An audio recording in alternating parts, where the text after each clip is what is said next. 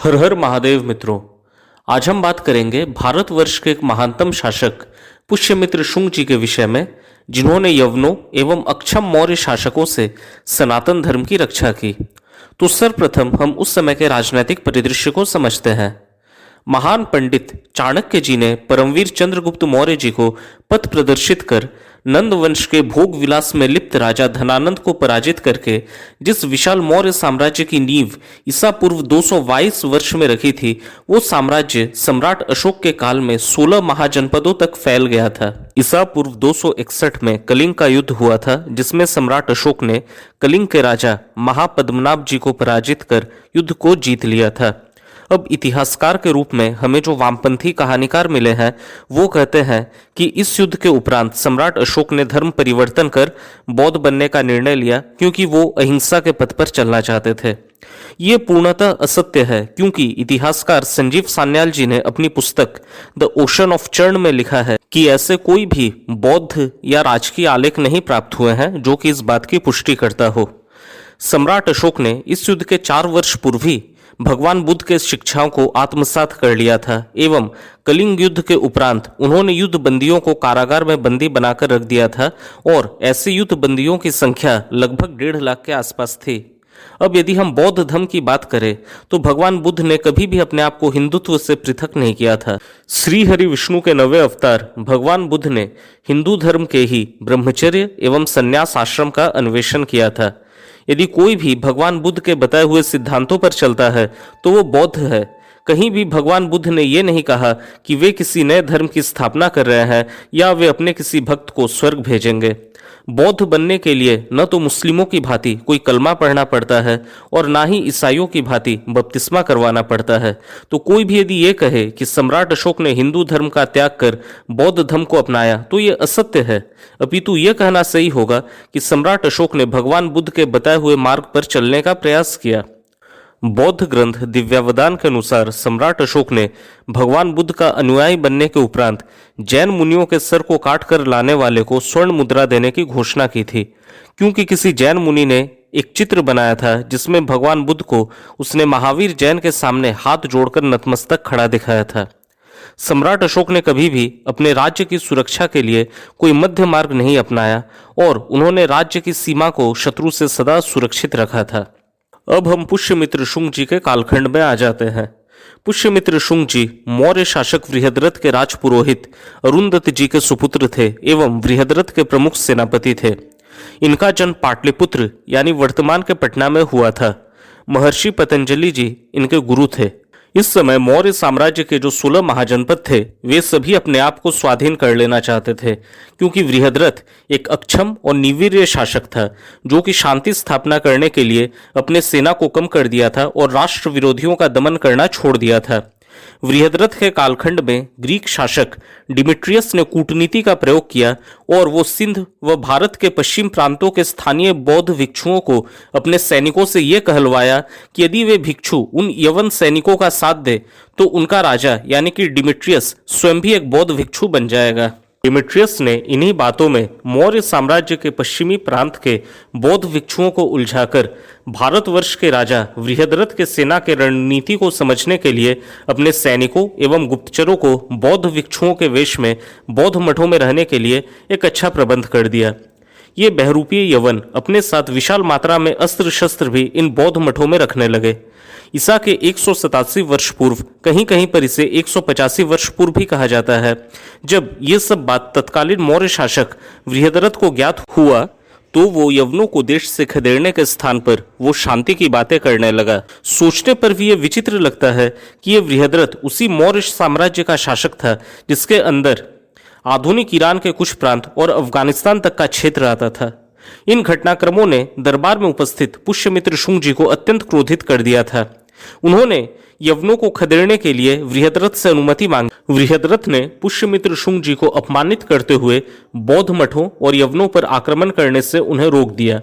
तब पुष्यमित्र शुंग जी ने भरे दरबार में कहा कि मगध की सेना किसी राजा के पीछे नहीं अपितु उसके सेनापति के पीछे खड़ी है। पुष्यमित्र शुंग जी ने राजाज्ञा की अवहेलना करते हुए उन बौद्ध मठों पर आक्रमण कर दिया और वहां छुपे हुए 300 से अधिक यवनों को मार दिया और उन बौद्ध भिक्षुओं को बंदी बनाकर बृहद्रथ के दरबार में ले आए जिन्होंने यवनों को छुपने में सहयोग किया था। पुष्यमित्र शुंग जी ने तब भरे दरबार में बृहद्रथ से कहा कि इन राष्ट्रद्रोहियों को राजा स्वयं दंडित करे। तब शांति का चोला ओढ़े हुए बृहद्रथ ने भरे दरबार में पुष्यमित्र शुंग जी का अपमान प्रारंभ कर दिया और उन्हें सेनाध्यक्ष के पद से तत्काल निष्कासित कर दिया। इस पर क्रोधित पुष्यमित्र शुंग जी ने भरे दरबार में बृहद्रथ को कुछ कठोर शब्द सुनाए, जिससे क्रोधित होकर बृहद्रथ ने अपनी तलवार निकालकर पुष्यमित्र शुंग जी पर आक्रमण कर दिया।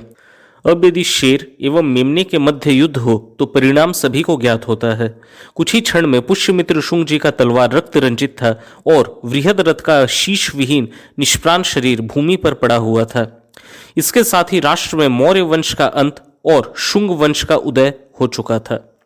पुष्यमित्र शुंग जी ने राजा बनते ही आम नागरिकों के दिए गए कर के पैसे से बौद्ध धर्म के प्रचार पर रोक लगा दिया। राजा के रूप में इन्होंने हिंदू धर्म के पुनरुत्थान पर बल दिया और मंदिरों को उनका खोया हुआ वैभव पुनः दिलाया। इन्होंने 2 अश्वमेघ यज्ञ भी करवाए, जिसके विषय में अयोध्या के अभिलेख में वर्णन मिलता है।